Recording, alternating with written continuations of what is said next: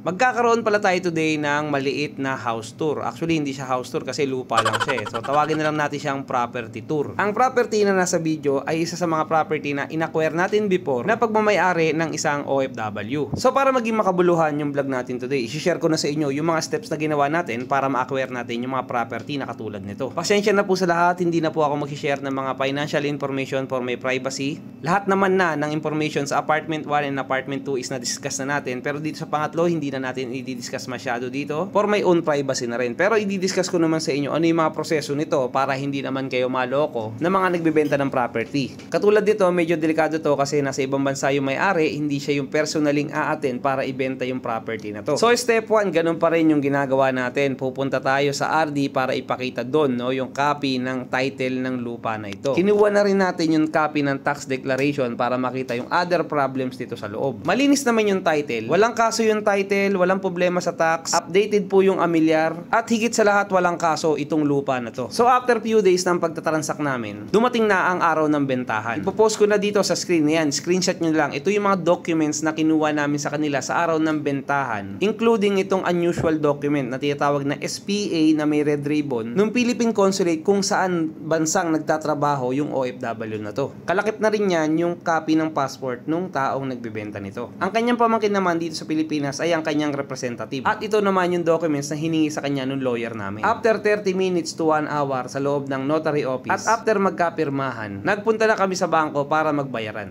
Bago kami magbayaran at magpalitan ng dokumento, minake sure muna namin na verified and legitimate yung title na hawak nila. Nagawa ko ito sa tulong ng aking agent na eksperto rin, no, sa pagtingin, no, ng mga title. So na-check na to ng RD before, na-check na rin ng lawyer namin in our side. Chinik ulit namin bago magpalitan ng dokumento sa loob ng bangko. After payment, naibigay na sa amin yung title at natapos na ang transaction. After nito ay pinrases na namin yung transfer of title from their name to our name, pero hindi ko na makukwento yung proseso na yan dahil medyo mahaba yan at may agent ako na gumagawa niyan. Ang lupa na ito ay 150 square meter. Residential ito at pwedeng tayuan, no, ng mga apartment or bahay. Kung may natutunan ka pala sa video na to, baka pwede ka naman mag-subscribe or mag-like or mag-follow dito sa ating page para matuto pa about real estate investing.